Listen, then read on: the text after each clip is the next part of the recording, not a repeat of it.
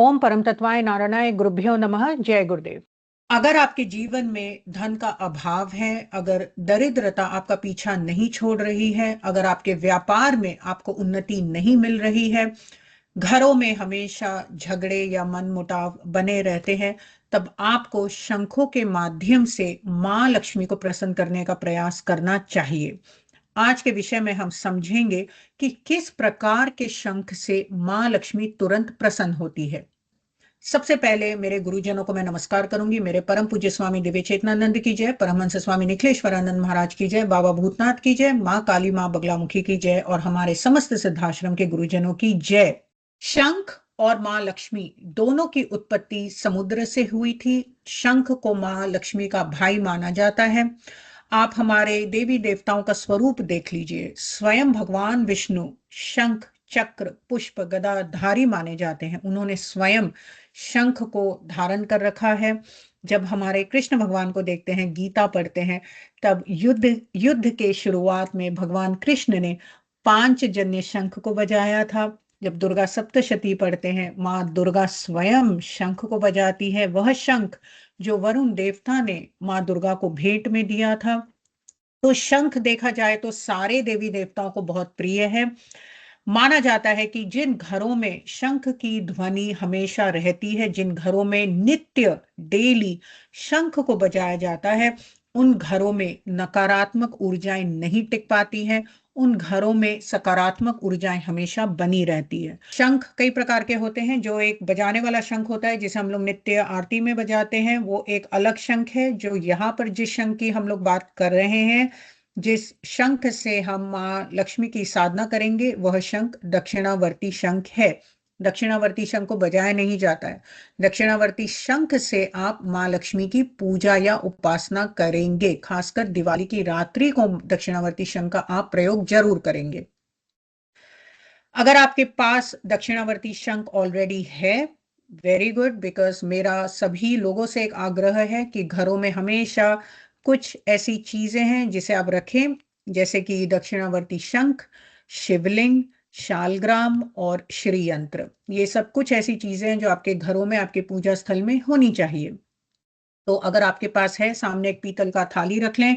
पीतल का थाली उससे भी ज्यादा अच्छा होगा अगर आपके पास चांदी की थाली हो। यहाँ पे हम लोग माँ लक्ष्मी की साधना करने जा रहे हैं, तो जितने भी दिव्य वस्तुएं हैं, जितने भी दिव्य आपके पास आभूषण है, आप सबका प्रयोग करेंगे। रत्न है, आप सभी ऐसे रॉयल चीजों का प्रयोग करेंगे। तो जितने चांदी के दिए हैं, चांदी के थाली है, चांदी के ग्लास, चांदी के सब कुछ, चांदी का पंचपात्र, सब अगर हो सके तो आप एक सिल्वर आइटम्स या गोल्ड आइटम सबसे ज्यादा यहाँ पर यूज करें।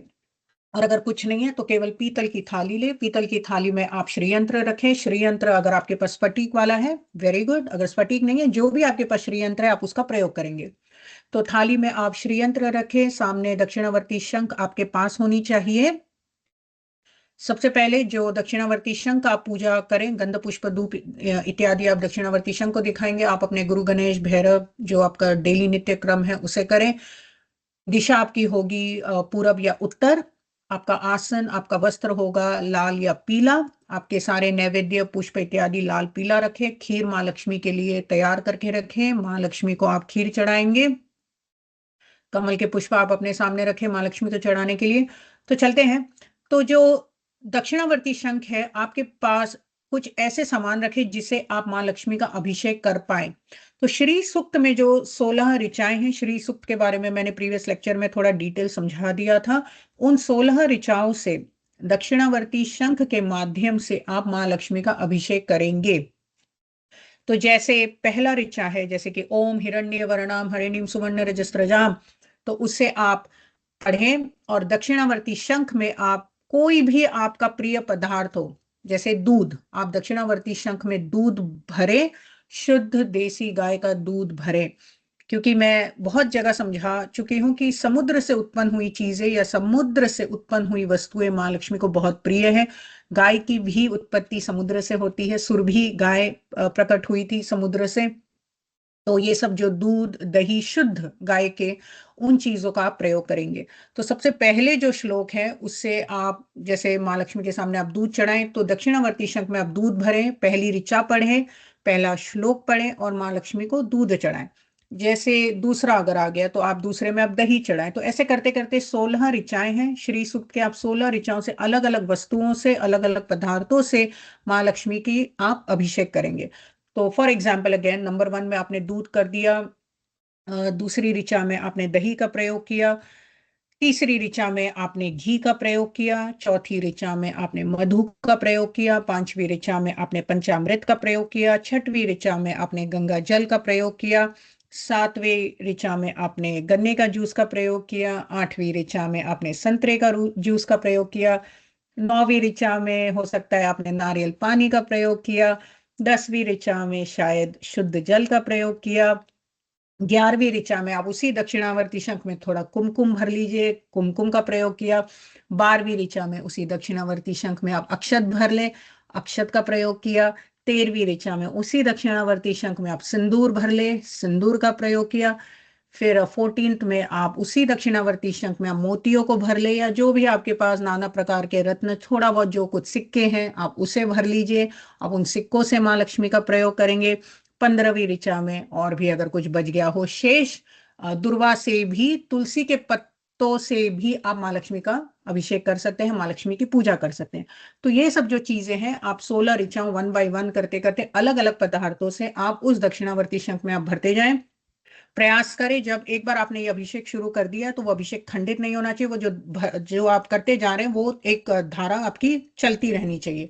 तो ऐसा ना हो कि दूसरा हो चुका है ना फिर हम तीसरे के लिए वेट करें कि अरे हमारी सामग्री नहीं है, हमारा ये जो चीज है रेडी नहीं है। सब कुछ आप अपने सामने रखें। आप अपना जो भी आप इमेजिन कर सकते हैं 16 आइटम्स आपके सामने होनी चाहिए। उन 16 आइटम से एक एक ऋचा करके आप माँ लक्ष्मी का अभिषेक करते रहें।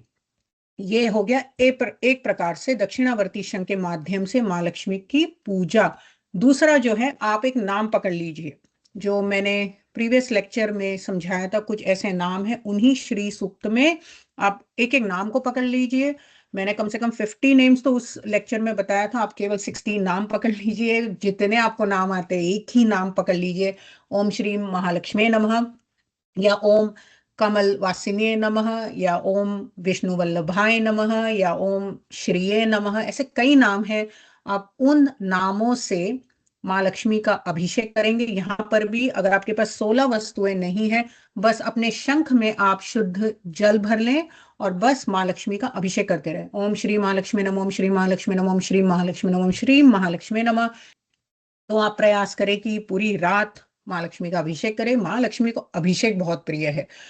एक हमारे भगवान शिव हैं जिनका रुद्रा अभिषेक किया जाता है, उन्हें अभिषेक बहुत पसंद है हमारे शिव को। और ये मेरा पर्सनल अनुभव है कि रुद्राभिषेक मतलब मोस्ट पावरफुल, कोई भी ऐसी ऐसी बाधा नहीं है जो रुद्राभिषेक से काटा नहीं जा सकता है।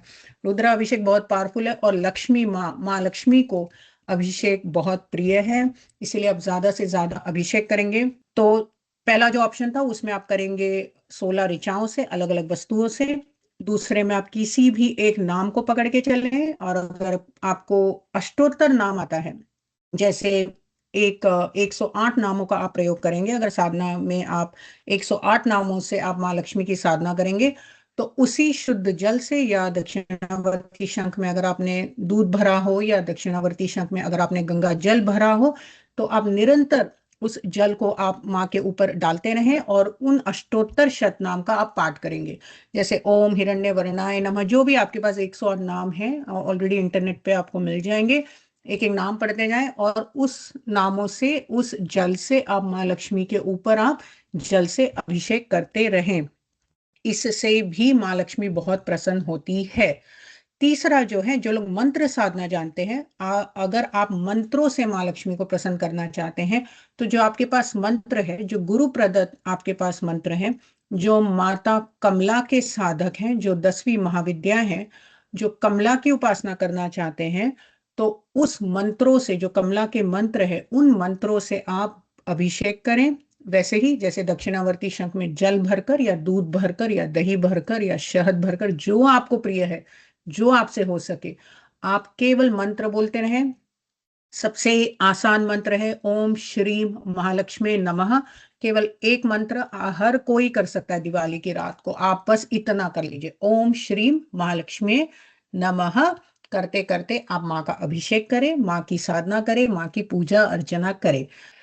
उसके बाद ये सब अभिषेक होने के बाद जो जल रह गया है आपकी थाली में, आप उसको छिड़केंगे। आप थोड़ा बहुत जल खुद ग्रहण करेंगे, आप सभी बच्चों में, आपके परिवारजनों में आप उस जल को देंगे। इस प्रसाद रूपी, मतलब ऐसा है कि ये प्रसाद बन चुका है, तो सभी को थोड़ा बहुत उस जल को ग्रहण करना है, उस जल को थोड़ा बहुत पीना है। उसके बाद आप दिवाली की रात्रि को उस जल का छिड़काव करेंगे। आप घरों के बाहर उस जल का छिड़काव करेंगे, घर के अंदर, घर के हर उस कॉर्नर में, घर के जो डार्क कॉर्नर्स होते हैं, खासकर जहां पर नकारात्मक ऊर्जाओं का वास रहता है, वो हर जगह, मतलब every corner of the house में आप उस जल का छिड़काव करेंगे। और जो रोगी व्यक्ति हैं उनको आप थोड़ा जल दें ताकि वो जल पिए। और ये केवल दिवाली की साधना नहीं, ये आप लोग रोज कर सकते हैं। 5 मिनट अगर आप श्री सूक्त अगर आप करना चाहते हैं, 5 मिनट 10 मिनट से ज्यादा नहीं लगता है, तो आप रोज दक्षिणावर्ती शंख से आप जल के माध्यम से आप माँ लक्ष्मी को वो जल अर्पण करें या जल निवेदित करें, और वो जल का छिड़काव आप रोज करें। तो ये तो हो गई आपकी दिवाली साधना। और मेरा आप लोगों से यही यही कामना है कि दिवाली की रात्रि को गवाएं नहीं, अधिक से अधिक साधना करें, माँ लक्ष्मी की साधना करें, ताकि माँ लक्ष्मी आप पर प्रसन्न हो, और केवल प्रसन्न ना हो, आपके घर में एकदम स्थायी रूप से विराजमान रहे। ठीक है। ओम परम तत्वाय नारायणाय गुरुभ्यो नमः। जय गुरुदेव।